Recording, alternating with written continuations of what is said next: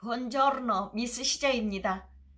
이태리가 프랑스에 이어 패션의 종주국으로 명성을 날리던 시기 80년대 세계의 패션을 선도하던 3명의 대표적 디자이너 일명 3G가 있었습니다. 이태리에 살면서 알게 된 것이 있는데요. 이태리에는 수천 명의 실력 있는 디자이너들이 언제든지 세계로 발돋움할 준비를 갖추고 대기하는 상태가 사회적으로 폭넓게 조성되어 있다는 것입니다. 3G는 조르조 아르마니, 잔니 베르사체, 잔프랑코 페레를 일컫는데요. 이 3G 중 제일 나이가 많은 조르조 아르마니만 현재 살아있습니다. 조르조 아르마니는 밀라노 부근 피아첸자에서 태어나 밀라노 의과대학에서 3년을 다니고 군대를 다녀와서 다른 진로를 찾아 1957년 이태리 백화점 라 리나시엔테에서 윈도우 드레서와 판매원으로 일하기 시작합니다. 아르마니는 타고난 패션 센스를 인정받아서 체르티 회사로 옮겨 남성복을 디자인하고 그의 디자인이 많은 인기를 얻어 프리랜서로 일하면서 한 번에 10개 회사의 디자인을 제공하기도 했는데요. 1973년에 디자인 사무소를 열었을 때 이미 국제적으로 그의 재능이 인정받았다고 합니다. 1975년 자신의 이름의 회사를 설립하여 본격적인 활동을 시작했는데요. 이태리에서는 제조업체는 생산 및 마케팅 자금을 조달하여 디자이너에게 일정한 수익을 지불하여 주고 아르마니 같은 새로운 디자이너가 야심차게 패션쇼를 하고 또 광고 캠페인을 통해 부채 없이 사업을 시작할 수 있게 도와줍니다. 아르마니는 판매를 촉진하고 창의적인 자극을 받기 위해서 영화와 관련하여야 하는 것이 필수적이라고 생각하여 영화 제작을 했는데요. 그 영화 제작을 통해 그의 재능을 또 널리 알리기도 했고 호텔 사업에서도 성공을 합니다. 작품에 영감을 받을 때는 다른 문화로부터 영향을 받곤 했다고 합니다.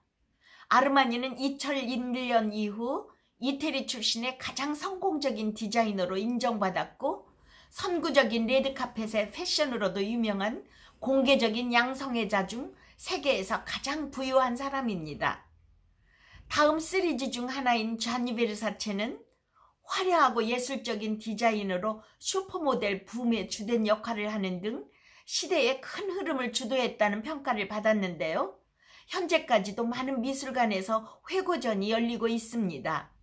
1946년 이태리 남부 레지오 디 칼라브리아에서 태어난 그는 액세서리, 향수, 메이크업, 가정용 가구와 의류를 생산하는 럭셔리 패션하우스 베르사체를 창립하고 연극과 영화의 의상을 디자인하고 패션과 음악 세계를 연결한 최초의 디자이너 중 하나였습니다. 또한 국제 파티 현장의 단골로서 사교계의 명사이기도 했던 그는 라틴어와 고대 그리스어를 배우는 클래식 고등학교에 다녔고 웬디 워홀의 영향을 받기도 했습니다.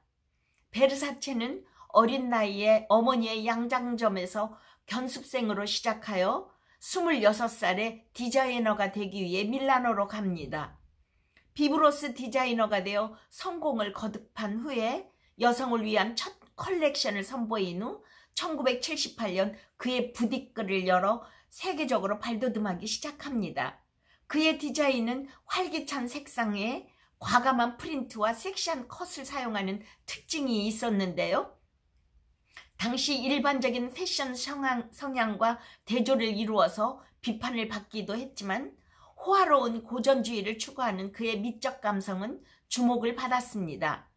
당시 아르마니와 경쟁관계를 언급하여 아르마니는 아내에게 옷을 입히고 베르사체는 여주인에게 옷을 입힌다는 속담을 낳기도 했습니다. 베르사체는 이태리 남부의 그리스 로마 예술에서 영감을 받은 모티브를 그의 디자인에 적용했는데요. 회사 로고인 메두사의 머리를 보면 잘 알 수 있습니다. 그는 마케팅 캠페인에 유명인을 고용하여 패션쇼의 맨 앞에 앉히는 것으로도 유명했는데요. 나오미 캠벨, 크리스티 털링턴, 린다 에반젤리스타 같은 슈퍼모델을 등장시켜 1990년대 슈퍼모델 보그를 만든 공로가 있기도 합니다. 1997년 여름 미국의 마이애미에서 망상증이 있는 연쇄살인마에 의해 살해되었는데요. 당시 베르사체의 가치는 8억 700만 달러였고 전 세계에 130개 부티크가 있었습니다. 30년 가까운 전에요. 당시 해외 토픽 뉴스로 타전될 당시 이태리는 커다란 충격에 빠졌고 잠깐 경제적으로 흔들릴 정도로 영향이 컸습니다. 마지막으로 잔프랑코 페레는 이태리 북부 레냐노에서 태어났는데요. 그는 패션의 건축가로도 불립니다. 그의 순수한 창의성은 고전적인 취향과 모던한 패션의 완벽한 조화에서 드러나고 동서양의 아름다움이 교차하는 이국적인 스타일을 추구하여 페레는 모던 럭셔리 브랜드가 됩니다. 한때 인도에 살면서 액세서리와 보석으로 디자인계에 데뷔하여 활동했는데요. 밀라노 대학에서 건축을 전공한 그였지만 1989년부터 1996년까지 프랑스 크리스찬 디올의 수석 디자이너였습니다. 패션의 명가 크리스찬 디올이 무명의 이태리 디자이너를 파격적으로 수석 디자이너에 기용한 것을 보면 그의 재능이 어떠했는지 엿볼 수 있습니다. 1996년 밀라노로 돌아와 자신의 이름을 딴 페레 브랜드를 크리스찬 디올보다 편하고 실용적이며 단순하면서도 짜임새 있는 선을 특징으로 하여 패션계에 크게 떠오릅니다. 페레의 흰색 브라우스는 그의 간판 상품인데요. 세련되게 보이기를 바라는 전세계 비즈니스 우먼들이 그의 정장을 즐겨 입습니다. 우리나라에서는 2005년 대한항공 유니폼을 디자인하여 국내에 이름을 알리기도 했습니다.